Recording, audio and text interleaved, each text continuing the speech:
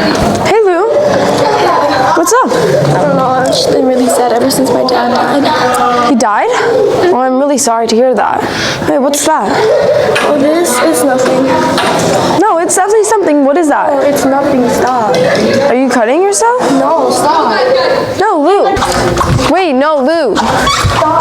What happened? Tell me. Hey, what happened? Oh, wait. Lou, you know you could tell me anything. Why are you cutting yourself? I'm not. What's going on? I don't know. Ever since my dad died, I've just been so sad. And I thought self-harming would be like a coping skill. It's not really, I don't know. It's okay. We have to talk to somebody about this. Come on, Lou, we have to talk to someone. No, don't tell anybody. Why? Pinky promise.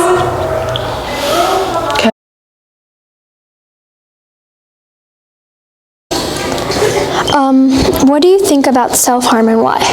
What do I think about self-harm and why? I think self-harm is really a cry out for help when we don't know what to do and we're really stressed about it. I think that because I don't think anybody really wants to hurt themselves. I just think sometimes we get so confused and anxious and nervous and afraid that it seems like a good idea, and it's not. Okay, why do you think people think it's okay to self-harm? I think because in the moment, people think it's okay to do that because they don't know what else to do. Okay. Honestly, I think it's just because people have run out of answers and what to do next. Okay, how can self-harm affect you?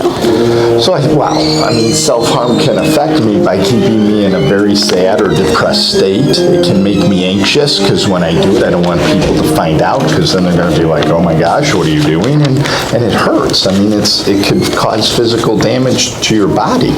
Okay, what causes self-harm?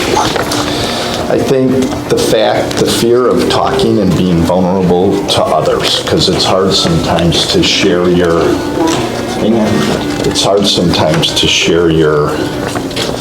stuff that's hurting, what's going on in your brain that you're sad about. Sometimes it's hard to share that, and I think people don't know how to do that, and they're afraid of what others will say, and so I think they just think it's a good idea to self-harm, and that's not. It's always better to talk it through. How can you stop self-harm?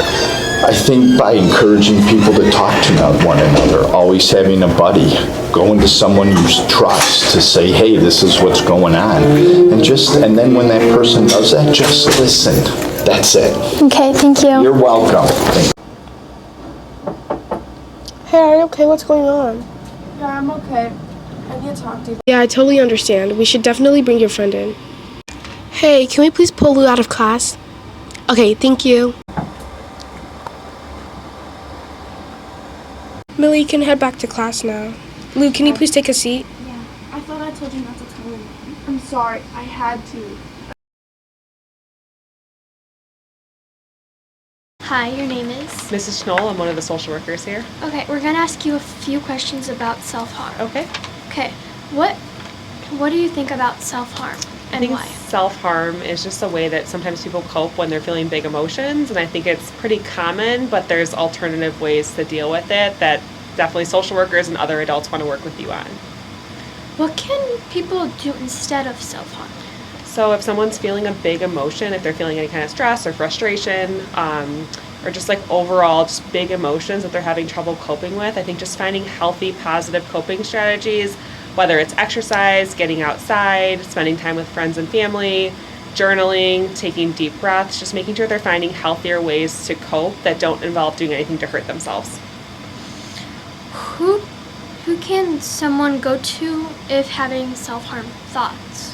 So I think the most important thing is that they're going to somebody. I think typically at this age group you want to go to your friends, which is great, and we're glad you have those positive supports, but I do think it's important that you're going to a trusted adult so an adult can work with you and problem solve and help get you the help that you need.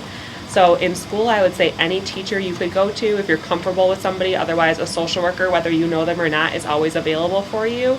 Any trusted adult at school, whether it's a coach, anybody.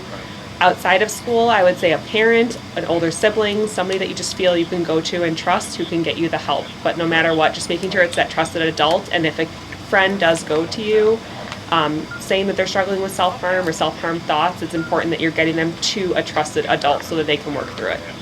How can you learn to cope with self-harm thoughts? So I think a lot of that is recognizing what might be triggering or what might be causing the thoughts of it and what might be impacting you, and then talking through with someone that you trust, like a social worker, to find out like why it's happening, maybe like warning signs in yourself to recognize when those thoughts are starting to build and what you can do in a healthy way to cope with it. Okay, thank you. You're welcome. I think the best thing to do is call home. Oh, Miss Natalie? Hi, this is the social worker.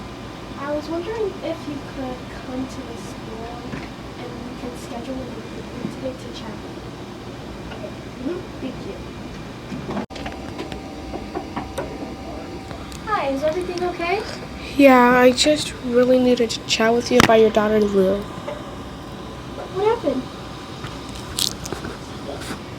Yeah, I think that's the best option for Lou. Oh my god, Lou, I'm so sorry this is going on. It's okay. Oh my god, Lou, next time you need to tell me. I'm sorry. Hi, what's your name? Hi, I'm Miss Hayes.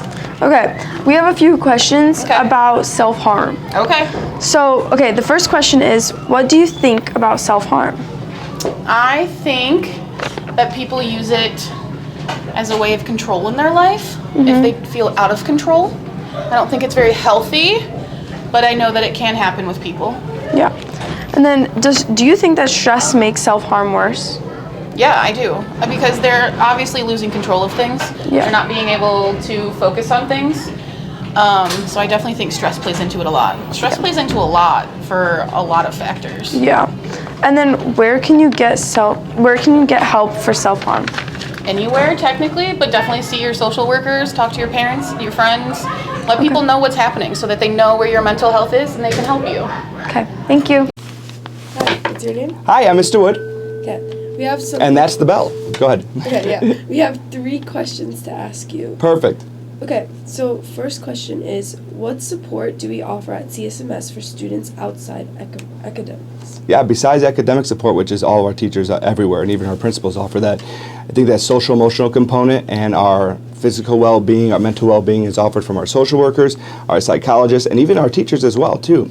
Anytime kiddos have any kind of needs that they need help processing with, or any question that they want to help get a better answer to, or just kind of venting, for lack of better words, our social workers' doors are always open. We always encourage students to reach out to them via email, or to come to us and we can set up an appointment for you guys, or to reach out to our school psychologist too, Miss Obillo. So we have a lot of different options in our building.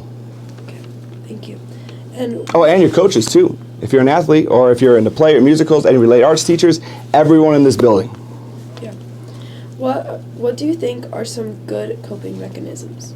I think actually talking it out to yourself first is a big option. It's a big thing for me. What I tell kids is any kind of emotion you're having, the more you internalize it, the more you bury it down deep, or you try to forget about it, it's kind of like laundry. Pretty soon you're going to run out of clean clothes and you're not going to come to school with nothing on, right? So you got to make sure you address your problems right when they start happening. And the more times you talk about it, and the more times you find those trusted adults you can go to that you don't feel like you are being judged, I feel like they give you good advice, I think the better self-worth you develop, and the better skills you develop as you go through middle school and high school, becoming that independent learner you need to be. So I think the more conversations you have, the better it is, because the only bad conversation is the one you keep to yourself. Yeah. And last question, as a principal, do you worry about students' health well-being? Oh yeah, big time.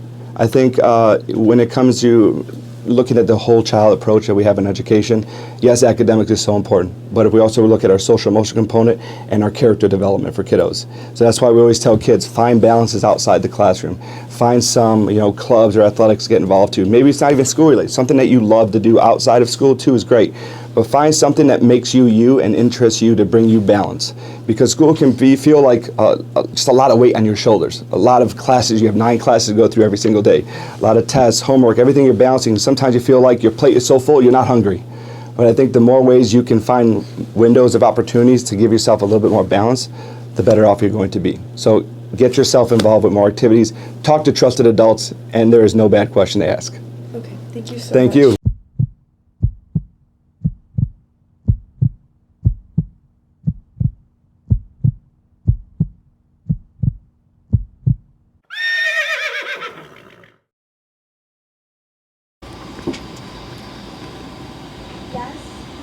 Okay, let's go. Let's go. I'm not doing it.